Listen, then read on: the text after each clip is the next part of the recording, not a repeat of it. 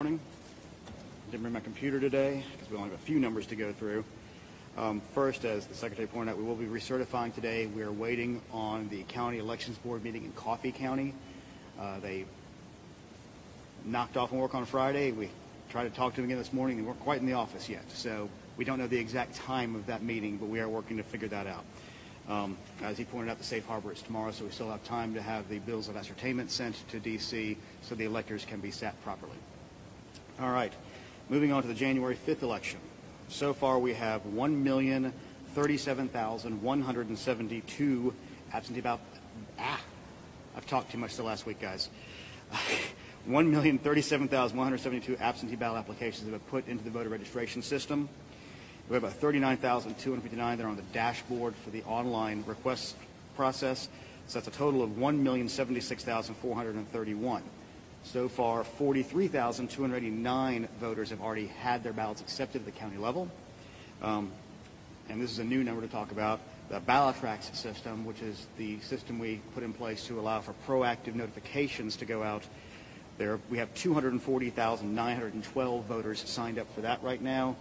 And of those, 12,547 have already got their ballots into us. And now we'll move on to what I'm going to call Disinformation Monday. Out of the gate, many of y'all saw the videotape from State Farm Arena. I spent hours with our post-certified investigators, Justin Gray from WSB, spent hours with us going over this video to explain to people that what you saw, the secret suitcases with magic ballots, were actually ballots that had been packed into those absentee ballot carriers by the workers in plain view of the monitors and the press. The reason they were packed away is because they were under the misbegotten impression that they were getting to go home. Which, if you notice, when you go back to see the videos on this, they were packing these things up 10:30 at night. You see some of the same people there at 7 and 7:30 and 8 o'clock in the morning setting up those tables. They had been there all day long. They were tired and wanted to go home, and they thought they could. What happened around that time, for many of you who were with us on election night, saw the secretary leaving around a similar time. We had heard that they were knocking off for the day, and he was understandably not happy with that and made that very clear, I think, on the way out the door. So our elections director for the state called the Fulton County elections director, Rick Barron, who was at the English Avenue warehouse doing election day activities, not at State Farm Arena, and said, "Why are y'all knocking off?" And he basically said, "What do you mean we're not knocking off?" And he goes, "Well, from what we understand at State Farm, they are." So Rick got off that phone call. Then you see Ralph Jones at State Farm Arena getting a phone call around that time, as he's literally with blue seals in his hand to seal up these containers. And you can see his shoulders kind of slump for a second. Then he goes over and does some more work on the side, I think ginning up the courage to go tell these workers who had been there all day, "Hey guys, we have to stay here longer to keep scanning at least the batches we have." So you can watch all this happen. You can see it from the beginning to the end. We watched the beginning of that thing, and let's be clear. There was no water main break. There was a urinal that they turned off during the downtimes of State Farm because there's no events going on there, and it had a little slow leak that came over the side. We have a videotape, and we're working to get this videotape online, but it's 80 gigabytes, and we don't really have a tool to let y'all run through it all right now. We're trying to figure that out right now, so we got it into manageable bites of the most important parts of the day. That should be hopefully online today or tomorrow. So you'll see when they walk in and they see the obvious water leak on the floor. You will see when they move all the stuff out of the way. You will see the Zamboni little carpet dryer thingy driving around. I mean, you can see all these things happen. You can see the table get put in place. And what's really frustrating is the president's attorneys had this same videotape. They saw the exact same things the rest of us could see, and they chose to mislead state senators and the public about what was on that video. I'm quite sure that they will not characterize the video if they try to enter it into evidence, because that is the kind of thing that could lead to sanctions, because it's obviously untrue. They knew it was untrue, and they continue to do things like this. So that's one. Ware County. There are no seized machines in Ware County. Not true. Did not happen. There was a written report from an activist who says the hand count was 37 off. It was. He says the only reason it could be off is because of an algorithm in the machines, which is ridiculous. What have we been saying since the beginning? The most obvious fault point in any of the system is the human beings who are counting them. Again, it was 0.26%. That's pretty close, especially when all the studies show you expect a 1 to 2% differential on hand-counted ballots. And if you take that math, and that biggest part of the hand-counted ballots that you could have problems on is the mail-in absentee. If you look at 25% of 1 to 2%, what does that get you? About 2.26%. So that's well within the normal range. There is no algorithm proof. There are no seized machines. I believe some people are trying to conflate this with some of the machines being inspected in Michigan, but that's just not the case. And then specifically, a United States congressman sent this disinformation out on his Twitter. He wrote it himself. Again, it's irresponsible. I was the campaign manager years ago in 1994 for the first Republican to get that 10th district seat. He would never have acted that irresponsibly, and I'm frustrated that we continue to see people who are put in positions of responsibility sending out this disinformation and undermining the electoral system. Okay, another one. Jen Jordan and Elena Parent did not get on a plane to go count votes in Pennsylvania. Okay? They basically said, here's a picture of a blonde woman in a mask. Here's another picture of a blonde woman in a mask. Obviously, there's a conspiracy where Democrat state senators are counting ballots in Pennsylvania. It's ridiculous. I can't believe I have to keep on standing here and saying these things, but I do. And so, there is no algorithm. The 5 million ballot hand count proves there's no algorithm switching votes. Is there any other disinformation I missed over the weekend, guys? Justin, I'm not sure. Yeah.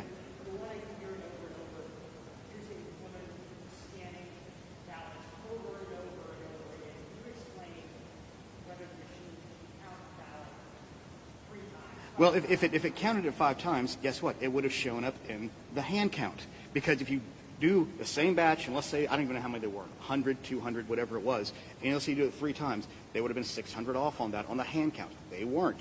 I mean, it's just, as I've said, and y'all have heard me say it before, it's like a ridiculous game of whack-a-mole. You just keep on finding the next one, and it kind of we're now at the point where they've recycled them. They're going back to the algorithm thing that they've been debunked before. So, all right, what else? What other questions we got? Yes. Yeah.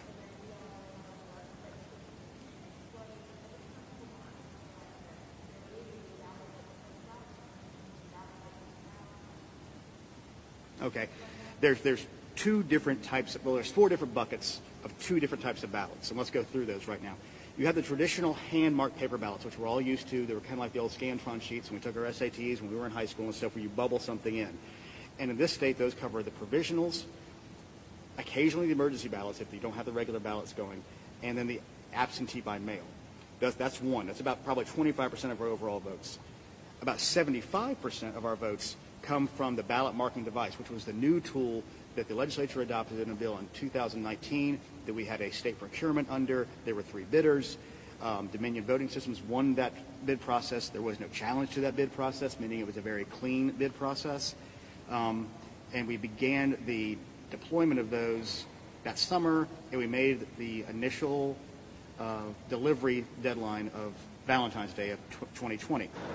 That machine, you take a screen, you check in on a device that has nothing to do with the voting machine. This is just to identify you and then give you a card to give you your ballot on the ballot marking device. You insert that card. It then brings up your ballot on the screen. You then make your selections on that screen, and when you are done, you will say, print ballot.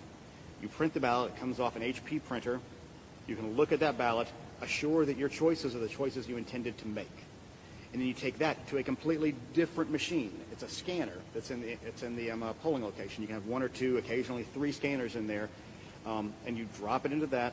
You can watch it go, the counter go up to one extra as your ballot goes through, and at that time it tabulates it on there and it takes an image of your ballot. So we have 2 things that's capturing on that, and then from there, the memory cards from those are taken to the central location where they have their central election management system to tabulate all and aggregate all the ballots together. So there is an artifact of where the voter made a choice that exists, and by law it has to be held for another 2 years. Under Georgia law, I think 22 months under federal law. So, and that's what we use for the hand retally. Those are the same ballots we use for the recount that we are recertifying today. Does that cover your question? Yeah.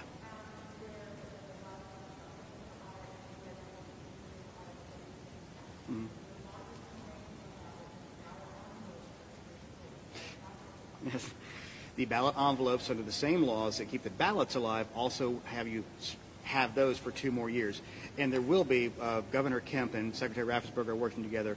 We're going to be bringing in the GBI as handwriting experts to go over those specific counties where there are specific allegations about any issues around the signature match with the absentee ballots. But that is not a statewide, signature audit, because one of the remedies asked for in the Powell lawsuit is if there's a certain percentage, they don't really say what, that don't match, and it's a subjective measure. As we all know, everybody's ballot signatures can change. It's a subjective measure. So if you're arguing over that, then they'll say a certain percentage. If we get to that certain percentage, throw out all the absentee ballots, which is a ridiculously over-the-top hammer that no federal court is going to allow.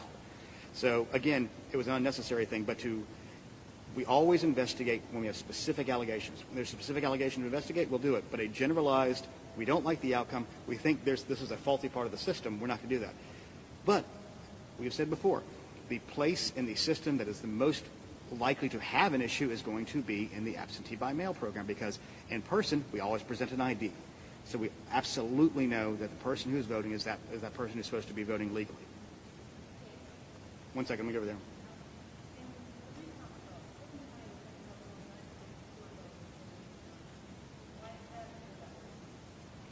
It's about 2 votes per precinct. It's a big county.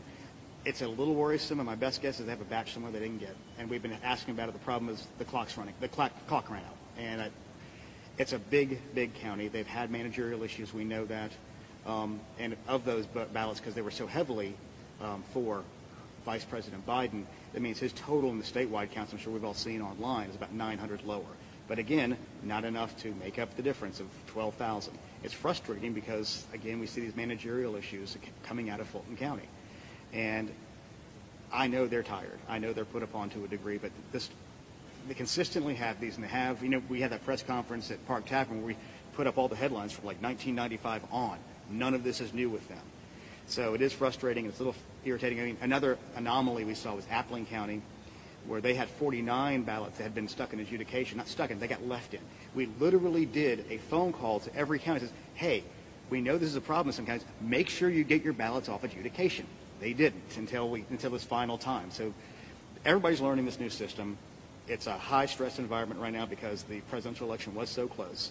So those kind of things are going to happen. And that's when you handle these ballots now 3 times, they're always a little bit different because human beings are involved in the process. Yes?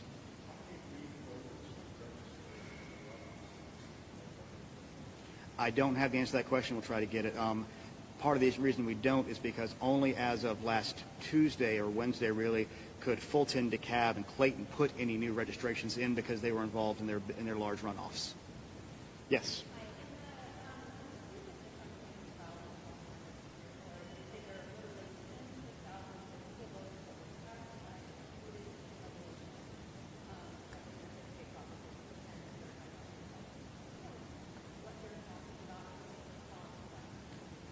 No, I have no idea what they're talking about, but they need to present their evidence if they make that kind of claim. Yes.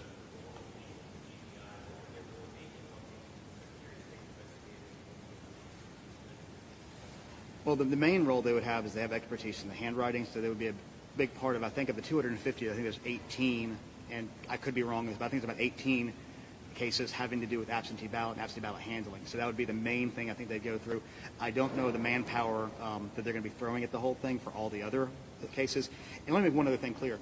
The 250 cases is all of 2020 that are still open. From November on, it's a lower number, a subset. I will try to get that number to you all because I know that people are saying they all came out of general election. That's not exactly true. It was 250 for all of 2020. And it's probably my fault because I put the Excel spreadsheet and grabbed everything from 2020 and did a count. So I'm going to go back and do that again to get the subset proper. Yeah, Justin. That's fine.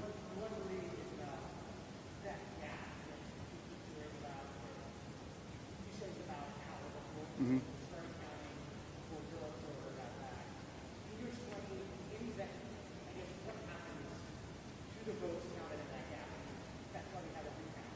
Mm-hmm. Well, there's a secondary thing about this. Under our state law, observers are allowed to be there. They're not required to be there. That's the main thing. So this is not illegal counting, as it says. Now, I understand the frustration, especially on the Republican side, because, as I said before, everybody in that room thought they were getting to go home. The press, I mean, the workers were leaving. The press, like, well, we may as well go ahead and leave. There's no reason that the election workers couldn't think the same. I mean, the observers couldn't think the same thing. They were all literally boxing things up and putting seals on. The doors were not locked. Nobody was kept out. It's frustrating because I know somebody might have said, because there's no audio to this is a problem, so it's always going to be a he said, she said from now ad infinitum. And somebody said, we're done for the night. But nobody said, all of you people have to leave. There was nobody directing people to leave. In fact, while people were in the room still working, the observers could have stayed for that, because things could happen then too as they're boxing things up. So I'm not saying it's the observer's fault or the press's fault. It was a long day for these people. And let's just use some common sense, which I know is such a rare thing to say. They were tired and wanted to go home. They were frustrated when they didn't get to go home.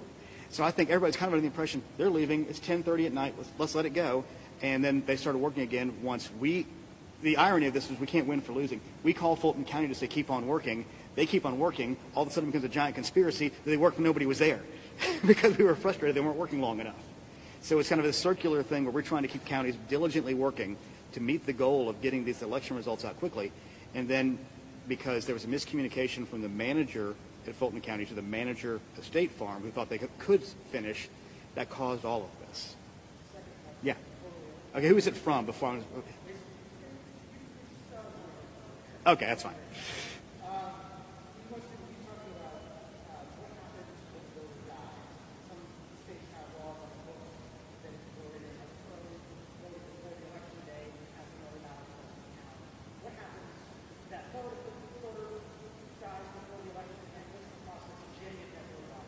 Well, let's start with the easy part. The main process of getting the dead voter off the rolls is handled at the county level. They get vital records come in, and they just deal with it, usually monthly or weekly, depending on the processes they have in place. Now, secondarily, as we have made very clear, when the ballot envelope is separated from the secrecy sleeve, there is no way to go claw that vote back. It is in the system. Same thing as if somebody goes and early votes in person and gets hit by a car, you can't go back and get that ballot back out. It's just physically impossible given the privacy rules in our state. So again, that answer your question? All right.